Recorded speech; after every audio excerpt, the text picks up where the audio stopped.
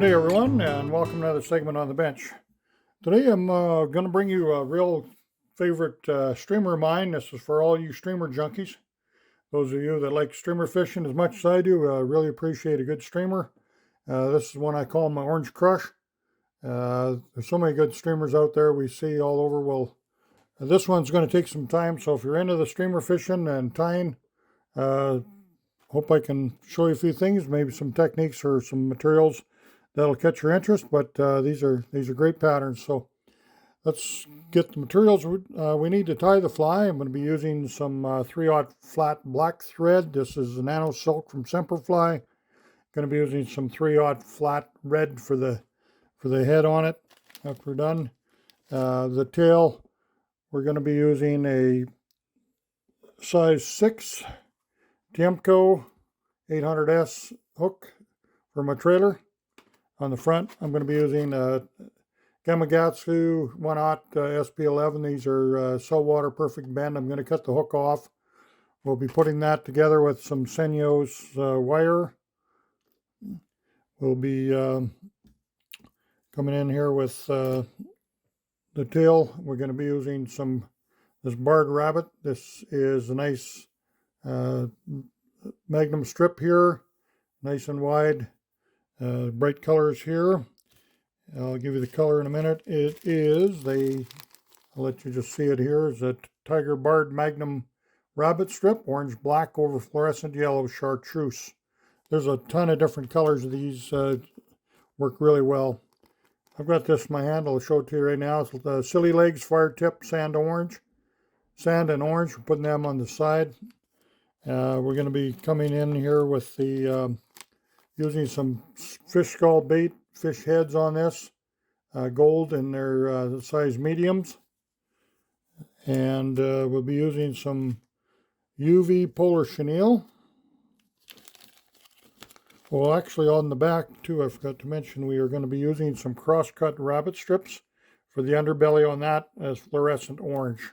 That'll be on the bottom. So it's completely, the trailer hook is completely encased there with some nice bulky rabbit. And what else can I tell you? We need some, this is UV polar chenille. I've got some UV copper, and I've also got some UV copper olive. We'll be using both colors on that.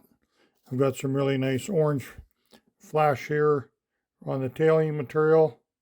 We'll use that. And, oh yes, some Senyo's laser dub underneath.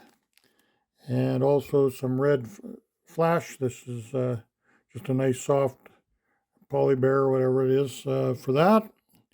And the majority of my collar on this fly is going to be this barred craft fur that we picked up down the state somewhere at a craft shop. I use that on a ton of my flies. It works really good. I like the variegation on it. Looks really good when it's wet. So let's get a hook in the vise and we'll get going here. We like these articulated flies a lot. As you know, they've been around for a long time, but I want a fly here that'll push some water, get some movement in the water. It'll swing really nice. So what I've done here, I'm not going to bore you with all the small intricacies. You know how to tie flies if you're following this far. We're going to be using the size 800S on the back here. Like I said, I'm going to take a collar of that fluorescent orange all the way around. Then I tie my strip on top. Then I'll just kind of come over each side with the nice the flash. And this kind of got some lateral scale in it, kind of an orange. Really nice pattern there. It swims really good. I epoxied the head. So this is all ready to be tied on for our next step. We save a little time here. It's going to be these videos, I like to keep them shorter, but some of these flies like this do take time, as you can appreciate. Take a lot of materials, a lot of steps. But these flies here are really, when you're into with catching big fish or any fish on streamer patterns, I don't care if you want to swing this one with a big stick or spay rods, single-handed rods, whatever you want to do for any species, these flies will work very well. So I'll come in here, I'll grab some Senyo's wire, Grab my little pliers. Find all my stuff here. My bench is pretty full right now. Nip off some sinuous wire. Tie that in the front here. I want to bend that back just a little. There we go.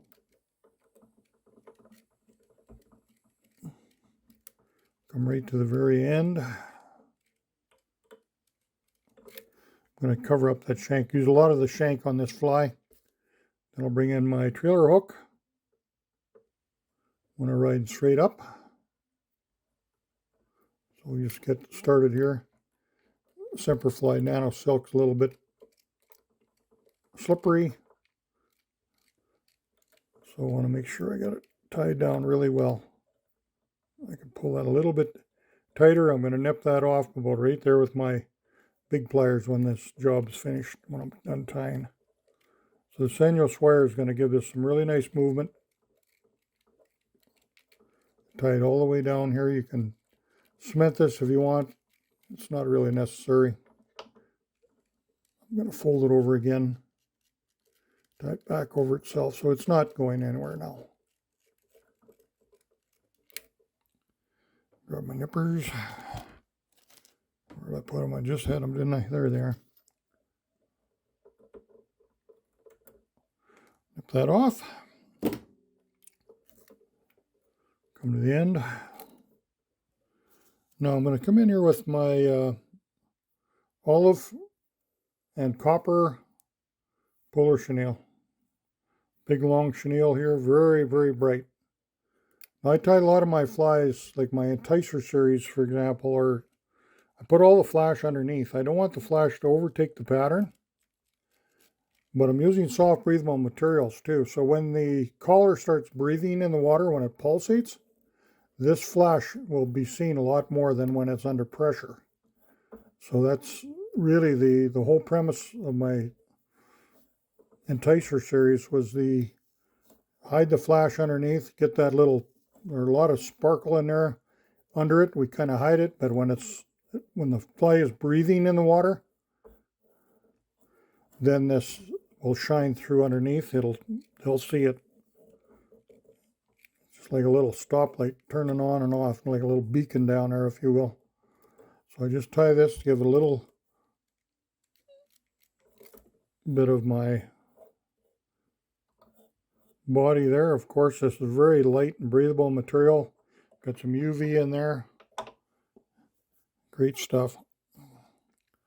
UV is the hot new ticket nowadays for sure. Now let's bring in a little of this craft fur. You can pick out the bottom if you like a little bit. I'm not going to take too much out. I like to leave that in there. That'll bulk that up. So I want it to lay over so I don't have anything bare in between the lead shank and the trailer hook. I've got quite a bit here. I'm going to split that. I don't want to tie too much at one time because it'll just slip out. I'll come down on this side. I'm just basically going to envelope this lead hook here.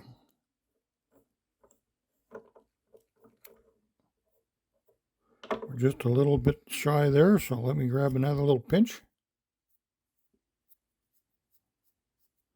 And this really breathes really nice. That's why I use the craft fur. They kind of shed water too. They don't get as heavy as a boot. Some of these flies we get so much material in them, and if it's the right material, it's fine. But if it's not, if it soaks up a ton of water, and very difficult to throw, and they don't breathe that well. They do breathe. I'm not saying the rabbit and all that is really good. And the reason I didn't put synthetics in the trailer is the trailer is going to get heavier than the front, and it actually swims a lot better. I like the movement. So it's really important to kind of follow the types of materials that these designers are using or why they use them. Sometimes they have a very valid reason for the dubbing material or whatever you're using. Okay, so that's kind of got that started. Now we're going to come in here with, this is just the copper UV.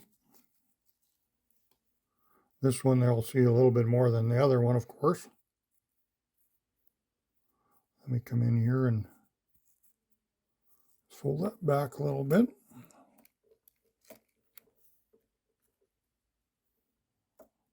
See a lot of really neat streamers online. I mean, it's so nice nowadays with our internet and everybody sharing and different ideas. We can kind of all develop patterns kind of off each other, and we may change materials or a little bit of the technique, but basically it's hard to come up with anything unique. It's not important that we do either. It's just a matter of, I like getting flies in the vise that go out and get the job done in the water for the anglers. And when I'm fishing streamers, I want to get them. Okay, now it's kind of unruly right there, but it's going to look okay. I just want a little of that flash there. I'm going to bang down a bunch more of this. Well, that's thread here. So that just kind of, this material will want to breathe. It's going to want to pulsate in the water. That's what I'm looking for. Okay, now ready to come in here again. Now what we'll do is bring in some for our top. This I'm going to brush out.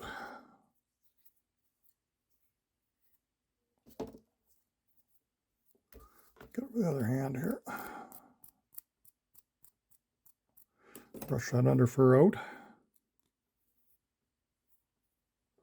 I'm going to lash it on a ways back from the eye. Don't crowd the eye because we have to get that fish skull on here. Come again, we'll just work the littler bunches. Sometimes that's why we're here. I'm tying it, going to tie it forward and then back. It's going to fold over itself at the back here.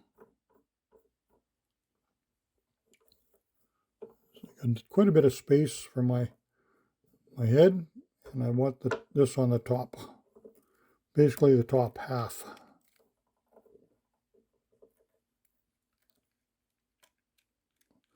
I can just get a few turns, kind of lay it back. See, it's wanting to come forward on me. That's okay. I want that breathability, so it's okay if it wants to do that. And we're not done yet by any means. Okay, now I'm going to go to the bottom, grab some of my red throat.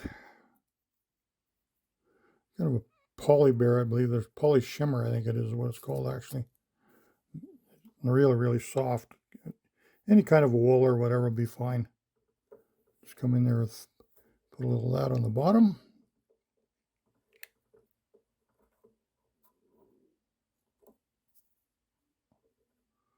Some of that's going to shine through.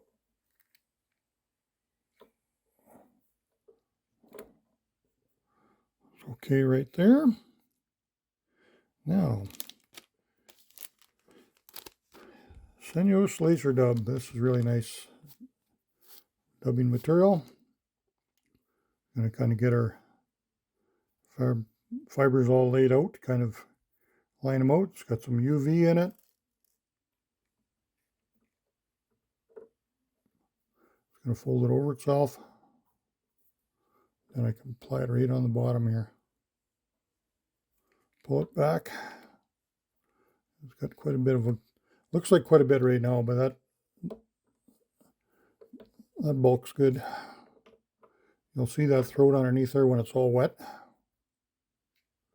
Now I'm going to tie this back a little more.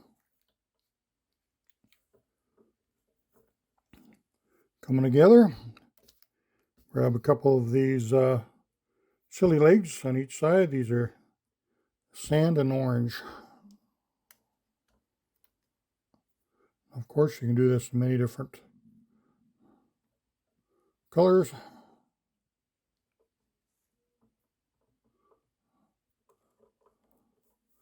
Just tie it on the middle there so that I know I got half and half on each side.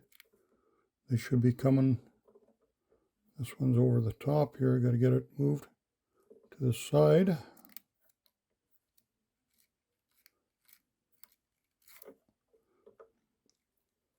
Good, it's coming to the side about where I want it. That's good. Now I can put a little heat on this. It's good strong thread. Semperfli makes strong thread. There, now I got it laid back. Starting to look a little better now. Just want to get this tied off. Cut that thread off for now after I get my whip finish done. Okay. Looking pretty good. Let me find myself a little bit of head cement. First, before I get that head cement in there, I better check my head. Now, these heads have got some heavier brass to be on the bottom if you want to ride that way. So that's the way I'll put it on my shank. That should just go over my eye.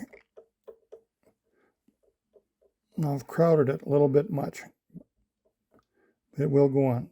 I just gotta. I could just glue that right on. That would stay right there without even being tied back with a red thread. We can do that. Do it either way. But I do have my eye is really tight. I'm going to take a little bit of a gob smack of that.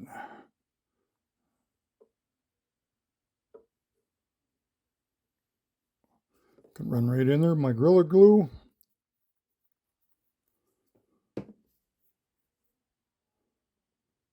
Make sure I got the heavy brass on the bottom again. Push it in.